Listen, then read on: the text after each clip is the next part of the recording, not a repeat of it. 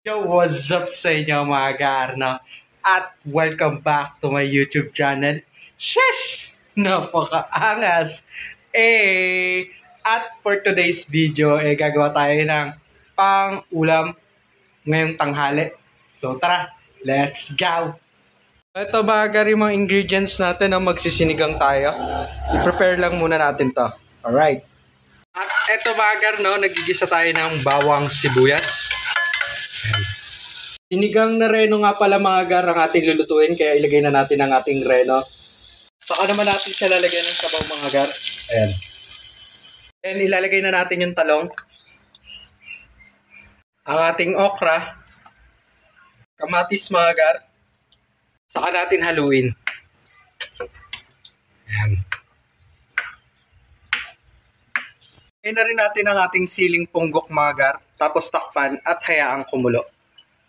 At ito mga gar, nakakulo na siya, kaya ilagay na natin ang ating sinigang na sampalok. Ayan. Since malasa na mga gar, kaya di na natin tinimplahan ng asin at paminta. Kaya ilagay na natin ang ating dahon ng kangkong. Tapos maya-maya konti mga gar, all goods na ang ating sinigang sa reno. Sheesh! Napakaangas! Ito na ang ating sinigang na reno. Sheesh! Napakaangas!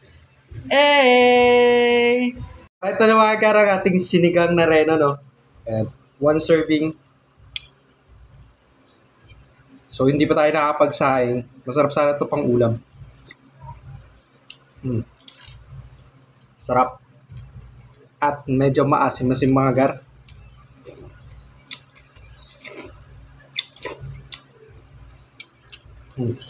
Yung okra.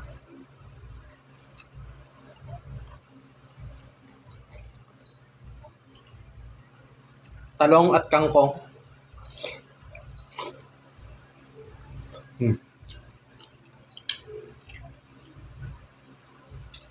Up.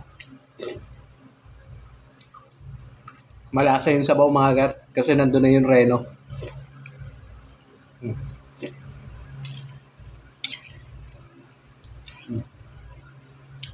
Tap.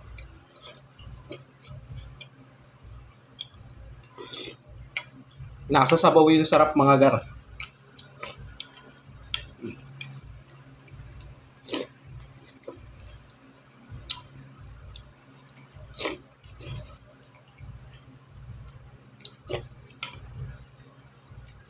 All goods talaga pang ulam.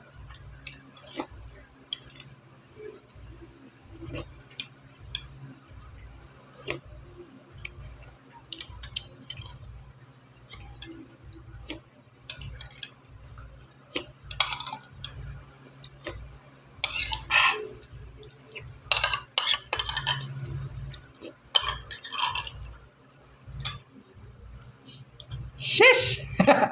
Gusto mga gar? Napakaangas! So hanggang dito na lang. Peace out!